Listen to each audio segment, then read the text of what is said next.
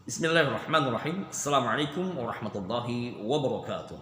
Alhamdulillah. Wassalatu wassalamu ala rasulillah wa ala alihi wa sahbihi wa mawala. Saudara-saudara sekalian yang dimuliakan dan dicintai oleh Allah subhanahu wa ta'ala, jangan pernah takut setan ya, atau jin dan sihir. Sesungguhnya setan itu takut sama manusia. Jangan sebaliknya, manusia yang takut sama setan. Sesungguhnya jin itu ada 3 jenis, sama halnya dengan manusia.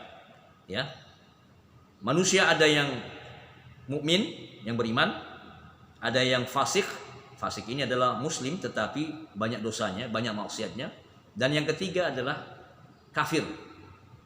Oke, sama halnya dengan jin, mereka pun terbagi atas 3.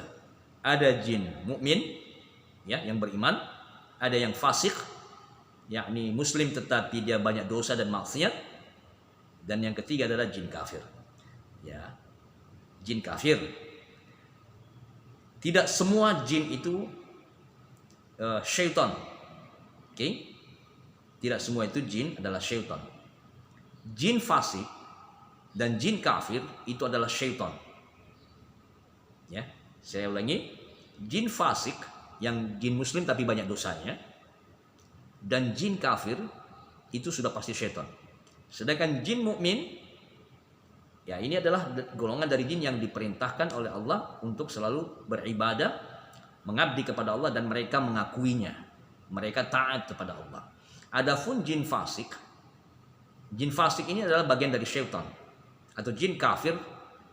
Ini kedua-duanya lah yang sering mengganggu, menggoda, mempengaruhi, merusak Bani Adam. Dan tugas mereka tadi membisik-bisikkan pada keburukan, membisik-bisikkan kepada dosa dan maksiat. Oke. Nah, rajanya syaitan, ya, itu adalah iblis. Rajanya syaitan adalah iblis. Nah, oleh karena itu saudara-saudaraku sekalian, jangan pernah takut pada syaitan. Ya. Jangan pernah takut syaitan dari kalangan jin fasik ataupun jin kafir, ataupun sihir, santet, teluh, tenung dan sejenisnya. Karena sesungguhnya jin fasik atau jin kafir itu yang diperintahkan oleh dukun atau tukang-tukang sihir ini, mereka itu khawatir dan takut kepada orang-orang yang selalu ingat kepada Allah. Rasulullah memerintahkan kepada kita, ya, untuk selalu berlindung kepada Allah dari syaitan. Ya, makanya kita selalu berlindung dengan kalimat a'udzu bikalimatillahi tammati min syarri ma khalaq atau a'udzu billahi minasyaitonir rajim. Jadi saudaraku, jikalau saudaraku tidak hafal doa-doa doa-doa yang berkaitan dengan perlindungan, belum hafal, cukuplah doa a'udzu billahi minasyaitonir rajim. Aku berlindung kepada Allah dari godaan syaitan yang dirajam, ya. Rajim itu adalah dirajam, atau kalau terkutuk ini maknanya perlu ditafsirkan, ya. Dirajam, yang dilempar, yang terlempar.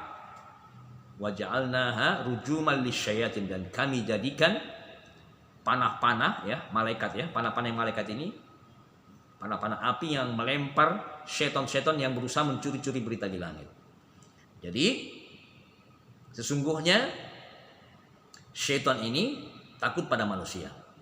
Nah, kalaupun misalnya di antara saudaraku ada yang terindikasi terkena gangguan jin fasik dan jin kafir, apapun itu, sesungguhnya itu yang pertama bisa di luar diri, hanya bisikan, maka sering kita was-was, sering cemas, gelisah, takut, fobia.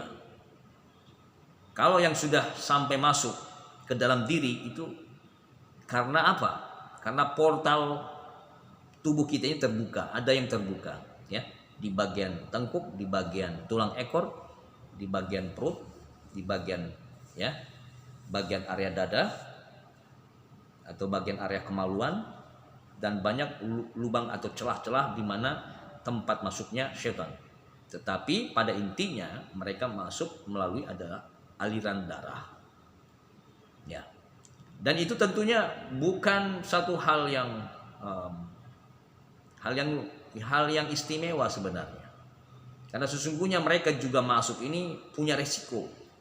Ketika mereka diperintahkan oleh dukun, tukang-tukang sihir untuk merusak ke dalam diri seseorang, maka mereka punya resiko-resiko.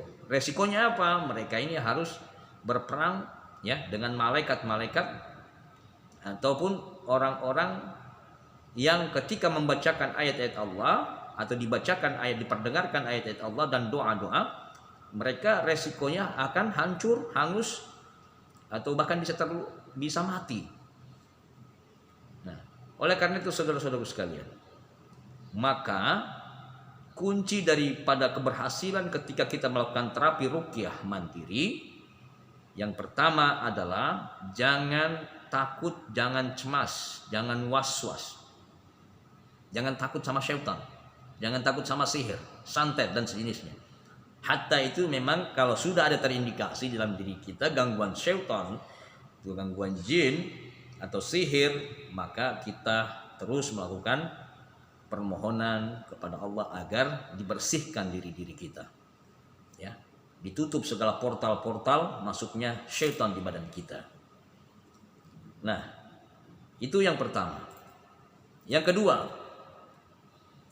ketika kita sudah ada perasaan rasa berani, ya, berani itu karena Allah. Kita meyakini bahwa makhluk itu lemah, Allah lah yang maha kuat. Allah maha besar, makhluk tak punya apa-apa. Ya, Allah maha kuasa, makhluk tak punya kuasa. Itu tauhid ini yang perlu kita tanamkan di dalam hati kita yang paling dalam, bahwa la haula wala quwata illa billah. Tiada daya, tiada kekuatan kecuali milik Allah. Nah, pada saat ini sudah masuk dalam jiwa, sudah mendarah daging di dalam hati, pikiran dan jiwa kita, maka disitulah muncul kekuatan tauhid yang sehingga kita tidak pernah ada lagi rasa waswas, rasa takut. La khaufun alaihim wa lahum yahzanun. Tidak ada sedih, tidak ada takut, tidak ada rasa cemas. Karena apa? Karena kita sudah yakin bahwa Allah yang maha kuat, Allah yang maha melindungi, Allah yang maha menjaga, Allah yang maha menyembuhkan. Oke. Yang kedua, selanjutnya, untuk lebih efektifnya terapi ruqyah mandiri, maka saudara-saudaraku silahkan jangan lupa amalan-amalan yaumiyah, amalan-amalan harian. Minimal saudaraku, yang pertama, jangan tinggalkan sholat lima waktu kecuali bagi yang sedang haid, ya, jangan tinggalkan. Ini adalah obat yang sifatnya spiritual, ya, obat ruhani. Kalau kita ke dokter dikasih obat medis, maka obat non medisnya atau obat ruhaninya adalah sholat. Yang kedua, zikir. Jangan tinggalkan zikir. Minimal setiap habis sholat subuh dan asar berzikirlah. Apa zikirnya? Minimal kita berzikir la ilaha illallah wahdahu la syarika lahul mulku wa lahul hamdu wa huwa ala kulli syai'in qadir sebanyak 100 kali setiap habis sholat asar dan subuh atau pagi dan petang. Zikir yang kedua, istighfar 100 kali, ya. Kemudian memperbanyak baca sholawat, ya, memperbanyak baca sholawat, apapun itu bentuk sholawatnya. Oke. Kemudian yang ketiga, untuk efektifnya terapi ruqyah mandiri, maka kita harus selalu bahagia, gembira, ya. Kita jangan sedih, jangan suka melamun, jangan suka merenungkan masa lalu yang kelam, ya. Kepahitan kita, kesedihan, kekecewaan kita padanya. Karena ini sangat-sangat efektif sebagai jalan masuknya syaitan. Ketika kita merasa sedih, kecewa, apalagi kita sampai melamun, nah di sini ya bisa masuk terbukanya portal kita sehingga mereka masuk lagi. Jadi kita harus bahagia, harus tetap selalu bahagia. Walaupun susah untuk bahagia, tapi harus sering-sering tertawa. Ya, jangan sendiri tertawanya, ya. Maksudnya sering tertawa itu harus happy, bahagia, senang. Berusahalah untuk selalu bahagia, untuk selalu senang, walaupun kita dalam keadaan sedih. Bagaimana caranya sih itu? Saya serahkan pada saudaraku. Oke. Kemudian selanjutnya bersedekahlah. Karena sedekah ini salah satu alat atau media yang sangat efektif untuk menyembuhkan penyakit. Ya. Tadawu bis sadaqah, berobatlah kamu dengan sedekah. Dengan kita sedekah ini, sesungguhnya sedekah ini bisa efektif, ya, mengatasi penyakit yang sulit untuk sembuh. Dan banyak sudah testimoni orang yang bersedekah itu, ya, Allah sembuhkan penyakitnya. Kepada siapa sedekah? Ya, kepada siapa saja. Khususnya kepada asnaf-asnaf yang sudah ditentukan. Kerabat jauh, kerabat dekat, kerabat jauh, ya. Kemudian fakir miskin, anak yatim, dan orang-orang yang memang sedang membutuhkan bantuan. Benar-benar dalam keadaan fakir, dalam keadaan tak mampu. Silahkan saudaraku niatkan untuk kesembuhan. Oke. Selanjutnya yang terakhir, ketika kita sudah melakukan hal demikian, rutin lakukan terapi ruqyah. Saksikan video saya. Minimal 10 video setiap hari. Sisihkan waktu 1 hari untuk menyaksikan 10 video sesuai dengan keadaannya apa. Saksikan, ya. Lihat, ikuti dari awal sampai akhir. Ulang-ulangi terapinya, ya, dari 10 video ini. Video pertama, lalu pindah ke video kedua, ketiga, keempat. Dari video-video ini insya Allah ada salah satu yang efektif, doa atau bacaan yang sesuai dengan keadaannya. Nah, oke. Dan yang terakhir, yang paling akhir adalah konsumsilah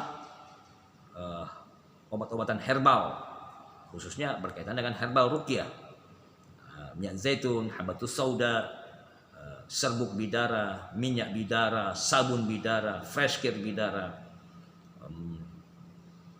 minyak kasturi, air zam-zam, kurman, ajwa, kurma nabi, kemudian VCO, atau yang berkaitan dengan obat-obatan herbal lainnya. Dan insya Allah bagi saudaraku yang ingin mendapatkan, ya, atau memesan herbal ruqyah, kami merekomendasikan herbal ruqyah dari Zaidah.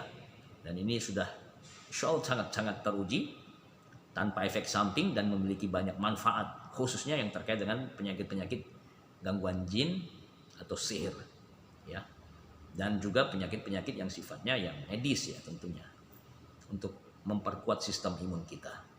Insya Allah Ta'ala apabila kita sudah melakukan 5 langkah-langkah tadi, maka segala gangguan jin, segala sihir dengan izin Allah akan keluar dengan sendirinya, ya, akan musnah atau hancur jika mereka masih berada di dalam diri seseorang.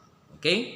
Demikianlah dari saya, semoga bermanfaat. Saya meminta saudara-saudara sekalian jangan putus asa, jangan lemah, jangan merasa takut, was-was, berbahagialah, berprasangka baiklah, dan bergembiralah. Mintalah pertolongan kepada Allah. Insya Allah pertolongan Allah itu sangatlah dekat. Nasrum minallahi wa fathun qarib. Wa basyiril mu'minin. Terima kasih, jazakumullah khairan katsira. Wa sallallahu ala nabiyina Muhammad wa ala alihi washabihi ajmain. Assalamualaikum warahmatullahi wabarakatuh.